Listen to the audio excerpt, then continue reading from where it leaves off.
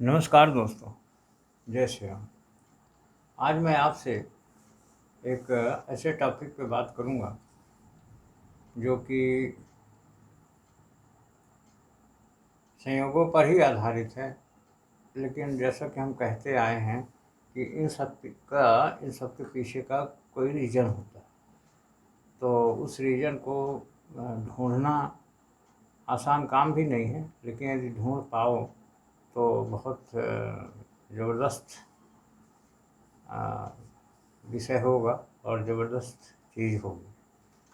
तो खैर वो तो अपनी जगह है, लेकिन हम आपसे उसको खोजने की गुजारिश करेंगे और साथ में हम ये कहेंगे कि हमारा जो काम है उसे हमें करना है। और संयोग जब तक नहीं पता चलता तब तक संयोग तो है ही। तो एक संयोग की घटना है, ये मैं आपको बताऊंगा। इस स्प्रिंगफील्ड न्यूयॉर्क निवासी के स्टुअर्ट ग्रेसन का जन्म 4 अप्रैल 1911 को हुआ था। उनकी बहन रोडा का जन्म 4 अप्रैल 1922 के दिन हुआ। उनकी पत्नी हेलन 4 अप्रैल 1932 को जन्मी, जबकि उनके प्रथम शिशु जॉन का जन्म 4 अप्रैल 1956 को हुआ। इतने संयोग हैं। ये सब कब हुआ? सब 4 अप्रैल का ये है, मैंने संयोग। तो एक कमाल है एक प्रकार से।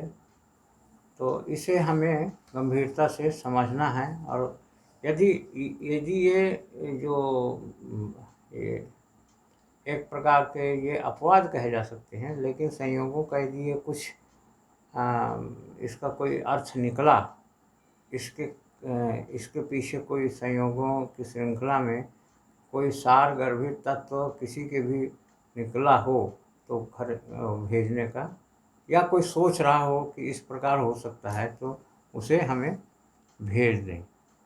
तो उसे हम बराबर उसमें वो उसके ऊपर भी हम वीडियो बना दें। खैर जो भी हो, ये अभी तो संयोगों की श्रृंखला ही के ऊपर है, लेकिन यदि कुछ भी ऐसा हो तो आप लोग बाकायदे हमें भेज सकते हैं। तो इसमें ऐसा कुछ भी नहीं है कि जिस प्रकार से ये सारी चीज़ें होती हैं, तो ये एक प्रकार की चीज़ें हैं। ये इसको सोचना चाहिए और विचारना चाहिए।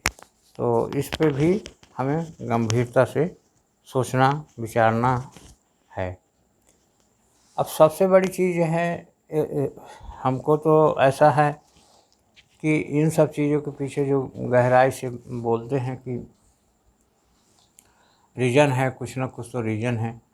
हो सकता है रीज़न हो, लेकिन हमें कुछ समझ में नहीं आता है, या लोगों को ये समझ में नहीं आता कि ये संयोग है कि या कुछ और।